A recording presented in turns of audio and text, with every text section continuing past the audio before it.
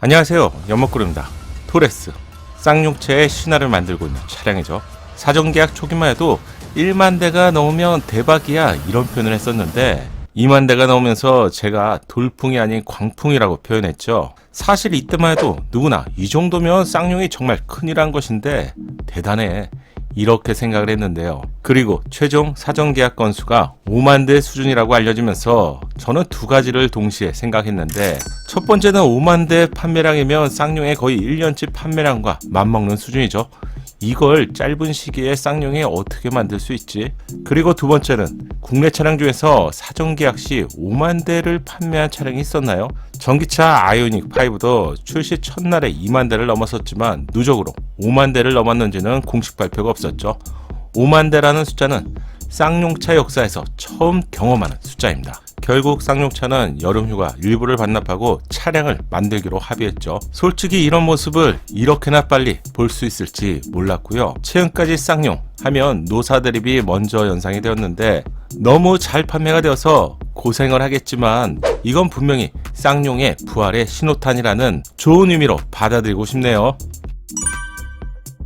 그런데 어쩌면 토레스가 시작이고 사실 신화는 지금부터라고 할 수 있는데, 토레스에 이어서 신화의 두 번째 주인공은 KR10이죠. 쌍용은 최근 토레스의 디자인을 설명하는 자리에서 KR10도 함께 언급을 했는데 한마디로 이게 진짜입니다. KR10이 토레스보다도 더 끝판왕이 될 것 같다는 힌트를 내비쳤어요. 내연기관 토레스에 이어서 토레스 전기차와 토레스 픽업 트럭도 준비 중이라고 알려드렸죠. 올해 1월에 토레스 티저 공개와 함께 해외 채널을 통해서 먼저 알려졌던 소식이었는데요. 이 당시만 해도 제조사가 직접 언급한 것인지 이 부분이 확인되지 않았는데요. 그래서 심증이 좀 더 높았던 상황인데요. 하지만 상황이 달라지고 보다 확실해졌습니다. 최근 영국의 오토 익스프레스 채널을 통해서 확인된 소식이 올라왔는데요. 우선 토레스를 소개하는 내용에서 유럽 쪽 출시 가격은 약 3만 달러로 출시가 되고요. 이걸 하나로 환산하면 약 3,900만원 정도가 되는데 국내 소비자 입장에서는 감사해야 하는 가격이네요. 토레스를 통해서 국뽕까지 경험하게 될 줄은 미처 몰랐네요. 이 기사 하단에는 토레스 전기차 소식도 볼 수 있는데, 국내에서 2023년 하반기에 출시가 되기 때문에 유럽에서 2023년도에는 전기차가 출시되기 힘들다는 점과 함께 토레스의 경쟁 차량으로 강렬한 디자인의 스코다, 엔야크와 폭스바겐 ID4를 지목하고 있네요.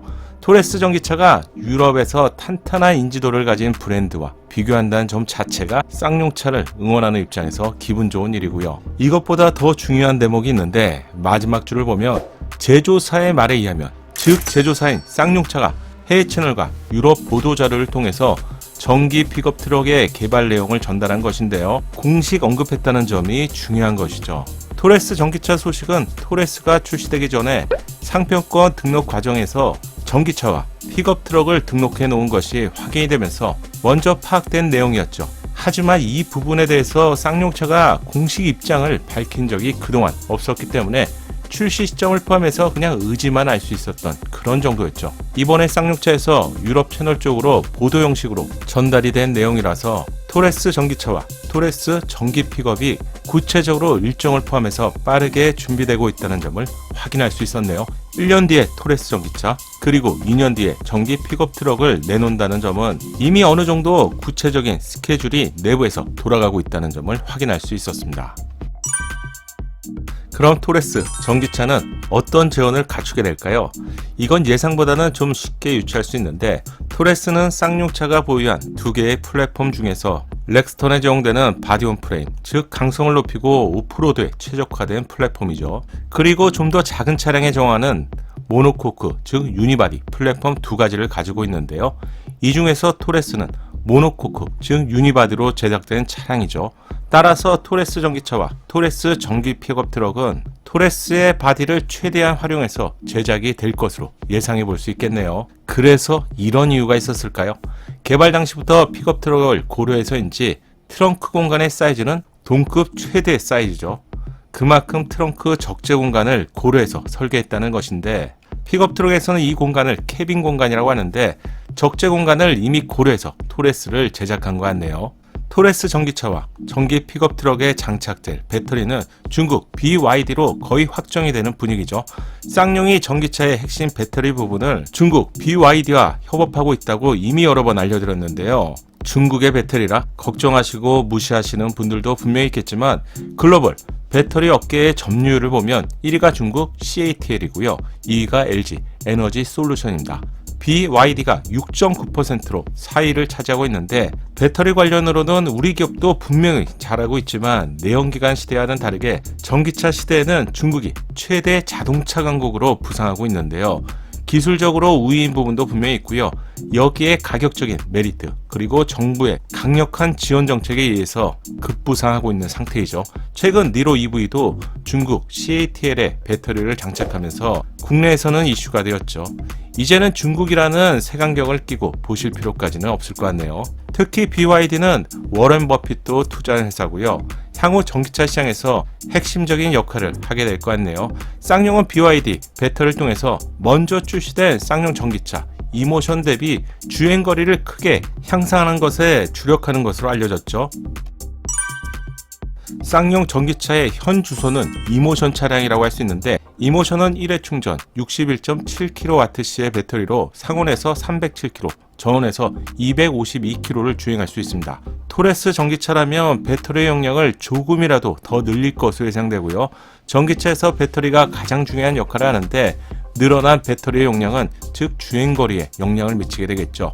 아마 400km 정도까지는 도달하게 될지 이 부분이 가장 중요할 것 같네요. 토레스 전기차의 매력은 당연히 경제성이죠. 쌍용 이모션은 4천만원대의 전기차이지만 보조금을 포함하면 2,980만원 정도의 구입이 가능하고요. 지역에 따라서 좀 더 저렴하게 구입이 가능하기 때문에 2천만원 후반대의 전기차라는 별명을 얻었죠. 토레스 차량의 가격을 고려한다면 그리고 여기에 국가 보조금과 지자체 보조금을 포함한다면 아마도 실질적으로 구입할 가격은 3천만원 후반대까지 쌍용차가 만들려고 노력할 것 같은데요. 이건 높아지는 차량 가격과 주목을 받고 있는 전기차임을 고려해본다면 꽤 매력적일 것 같아요. 여기에 배터리의 비용을 낮추고 배터리의 효율을 높이는 BYD의 역할이 크게 되겠죠. 토레스 전기차는 레벨 3 수준의 자율주행 기술이 탑재될 것으로 예상되고요.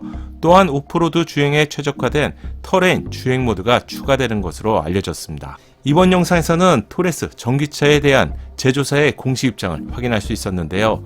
다음 영상에서는 토레스도 전기차이기 때문에 분명히 단점이 있을 것 같고요.